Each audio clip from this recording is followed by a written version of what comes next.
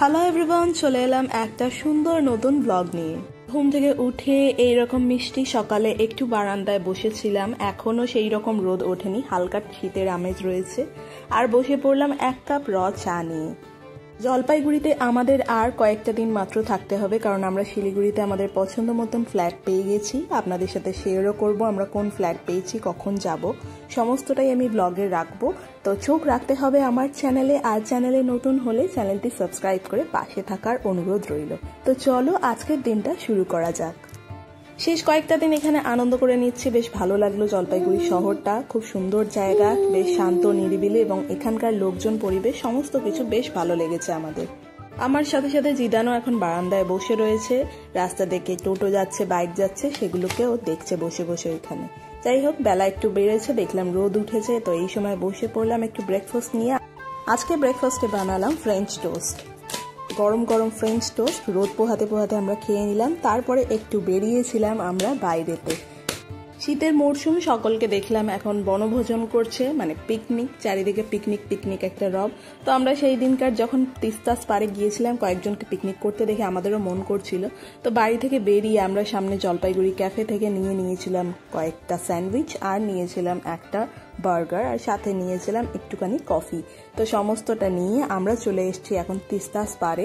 একটা চাদর পেতে আমরা তিনজন মিলে করছি আমাদের প্রথম পিকনিক জিদানকে নিয়ে। ছোট ছোট এই সমস্ত মোমেন্টসগুলো সারা জীবন থেকে যায়, এবং এগুলো যে কত আনন্দ দেয় সেগুলো বলে বোঝানো যায় না। খুব সামান্যই আয়োজন করেছি, বেশি কিছু করিনি, কারণ আমাদের অলরেডি সমস্ত খাবারের প্ল্যানিং, রান্না বান্না সব করাই আছে। তো একটুখানি সময় কাটাবো বলে আমরা এই সময়টা জিদানকে এরকম খোলা আকাশের নিচে নিয়ে এলাম। জিদানও বেশ মজা করছে। ভালো রোদ উঠেছে, কিন্তু ঠান্ডা থাকার কারণে খুব একটা গরম আমাদেরকে লাগছিল না সেই দিনকার। যেহেতু এটা উইকডেজ ছিল, খুব একটা ভিড় ছিল না, অল্পই লোকজন ছিল। উইকেন্ডে যখন এসছিলাম প্রচুর লোকজন দেখেছিলাম বসেছিল।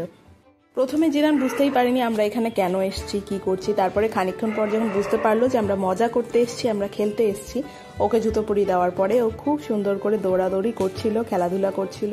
খানিকটা ধুলোও ছিল, প্রচুর যে সবুজ রয়েছে তা নয়, কিন্তু খোলা আকাশের নিচে এরকম একটা বড় জায়গা পেয়ে জিদান তো খুবই খুশি। ও মাঠ পছন্দ করে। তো আমি ওকে জুতো পরিয়ে দিলাম, আমি বললাম যাও তুমি খেলো, আর তোমার ড্যাডি তোমার সাথে যাবে। এই বলে আমি বসে থাকলাম, আর ওদের দুজনকে আমি ছেড়ে দিলাম। এখন যেহেতু আমরা ফ্ল্যাটে থাকি, এবং এই সিস্টেমটাই আমাদের মধ্যে খুব নর্মাল হয়ে গেছে, নিউক্লিয়ার ফ্যামিলি, খুব ছোট, সমস্ত কিছুতে আমরা এসে থেকেছি। বড় বাড়িতে আমরা কেউ থাকি না, আমরা খোলা আকাশ খুব কম দেখতে পাই।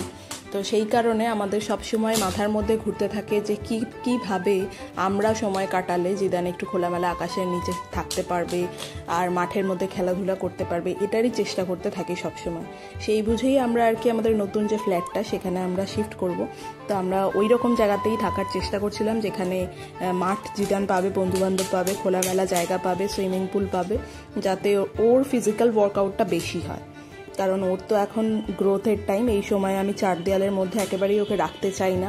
আর চার দেওয়ালের মধ্যে রাখা মানে বিভিন্ন স্ক্রিন টাইম কোনো না কোনোভাবে ঠিকই চলে আসে, সেটা টিভি বলুন, মোবাইল বলুন, বা ল্যাপটপ বলুন। তো এইগুলো থেকে দূরে রাখার জন্যে আমাদেরকে খুব প্রয়োজন মাঠঘাট যত বেশি দেখতে পাওয়া যায় সেখানে বাচ্চাকে ছেড়ে দেওয়া। সেটারই আমরা চেষ্টা করেছিলাম, যে কারণে আমাদের একটা মাস পুরো সময় লেগে গেল আমাদেরকে নতুন একটা ফ্ল্যাট দেখতে। নতুন জায়গায় গিয়ে কিভাবে আমরা আবারও নতুনভাবে শুরু করলাম, তার সবটাই আসতে চলেছে নতুন ব্লগগুলোতে। মানে আগামী দিনে যে আমি ব্লগগুলো আনবো তার মধ্যেই থাকবে। আর জিদানকে এর পরে, মানে এখন ওর বয়স হচ্ছে 1 বছর 4 মাস, তারপর থেকে আমি কি কি জিনিস ওকে শেখাবো নতুন করে, সেগুলোরও ব্লগ আসতে চলেছে চ্যানেলে। তো চ্যানেলে অবশ্যই চোখ রাখতে কিন্তু হবে। যাই হোক, পিকনিক তো আজকে আমাদের হয়ে গেল, চলে এলাম বাড়িতে। দুপুরবেলায় খাবারের সময় হয়ে গিয়েছে, এখন নিয়ে বসেছি একেবারে থালি। আমরা আজকে রয়েছে ভেজ থালি, মানে মুসুর ডাল, একটু পাঁপড় ভাজা, একটু স্যালাড, সাথে রয়েছে 5 মিশালি একটা সবজি। ওইদিকে জিদানের খিচুড়ি ছিল, জিদানকেও আমরা খাইয়ে দিয়েছি। ওর ঘুমের সময় হয়ে গেছে, ওকে ঘুম পাড়িয়ে দিয়ে আমরা এবারে খেতে বসেছি।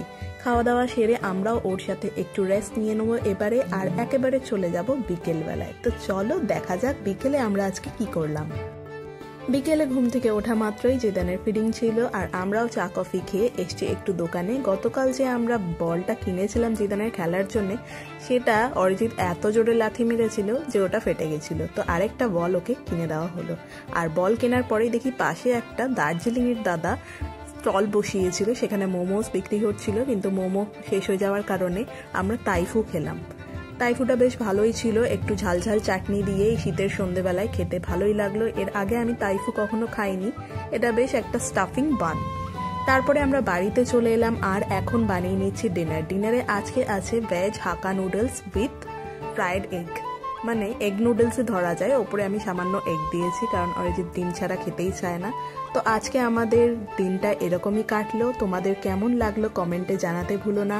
আর আজকের ভিডিওটা এখানে এন্ড করছি, দেখা হচ্ছে আগামীকাল নতুন ভিডিওতে। ততক্ষণ সকলে ভালো থাকবেন, bye, take care, good night. আর যাওয়ার আগে চ্যানেলটা সাবস্ক্রাইব করে দিও, বাই।